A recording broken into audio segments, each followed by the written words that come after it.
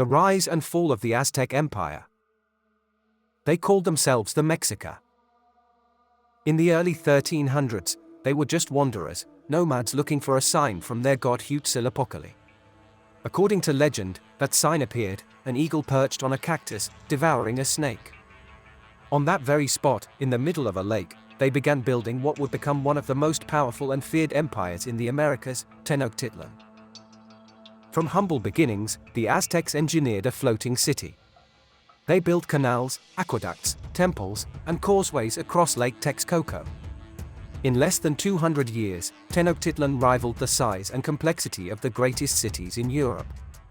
The island capital dazzled with golden temples, sprawling markets, and a population estimated at over 200,000, more than London at the time. But the Aztecs were not just builders, they were warriors. They rose by conquest. Through brutal military campaigns, they formed the Triple Alliance with the cities of Texcoco and Tlacopan. Together, they dominated central Mexico.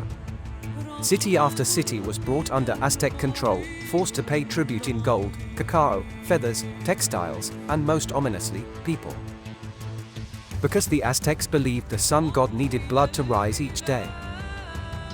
Human sacrifice wasn't a rarity, it was a ritual cornerstone. Prisoners of war were marched up the steep steps of temples like the mighty Templo Mayor, where they were laid down and their still beating hearts torn from their chests. This wasn't cruelty for cruelty's sake, it was cosmic duty. Without blood, they believed the universe itself would unravel. And yet, despite the fear they inspired, the Aztecs cultivated a rich culture. They advanced in astronomy, mathematics, and medicine. They developed an intricate calendar, a system of compulsory education, and vibrant artistic traditions.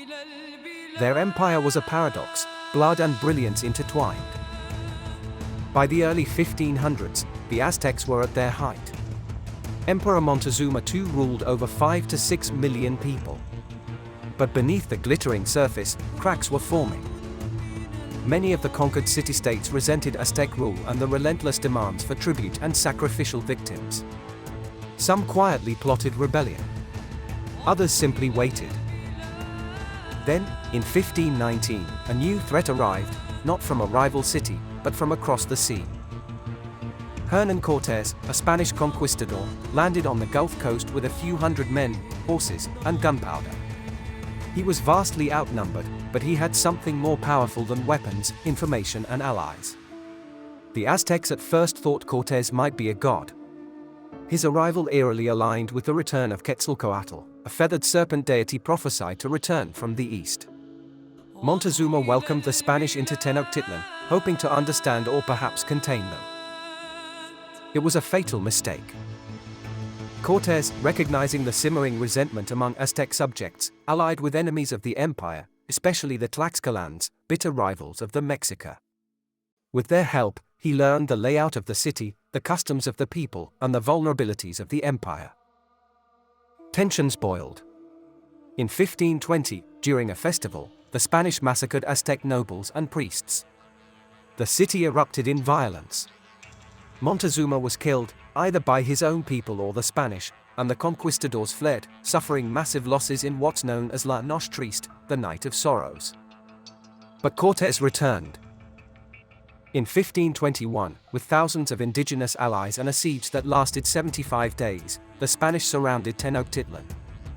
They cut off supplies, spread smallpox, and launched relentless attacks. The floating city, once the jewel of Mesoamerica, was reduced to rubble. Tenochtitlan fell. The Aztec Empire was no more. What followed was the birth of New Spain, and the violent collision of two worlds. Spanish colonialism would rewrite history, suppress native culture, and convert millions to Christianity. The temples were toppled. The language erased. The sacrifices stopped, but so did the splendor. And yet, the Aztecs endure. Their descendants live on. Their spirit lives on in the ruins beneath Mexico City. In murals, myths, and memory. In the Mexican flag, where an eagle still devours a snake on a cactus, just as the prophecy foretold. This was the rise and fall of the Aztec Empire. Follow for more epic stories of civilizations that soared and crumbled.